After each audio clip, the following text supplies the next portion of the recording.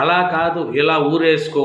భార్యను ఆత్మహత్యకు ప్రోత్సహించిన పైచాక భర్త భార్యకు ఫ్యాన్కు ఊరేసుకుండగా వీడియో తీశాడు తన భర్త.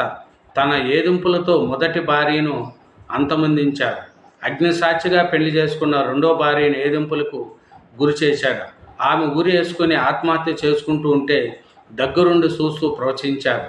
అతడి పైచాయిక ఆనందం వీడియోలో బహిర్గతమైంది. భర్త చూస్తుండగానే భార్య ఊరేసుకొని అనంత లోకాలకు వెళ్ళిపోయిన విషాద ఘటన ఏపీలోని వైఎస్ఆర్ కడప జిల్లా రాజంపేటలో జరిగింది. గురువారం భార్య ఆత్మహత్యకు పాల్పడుతుండగా భర్త తీసిన వీడియో శుక్రవారం వెలుగులోకి వచ్చింది.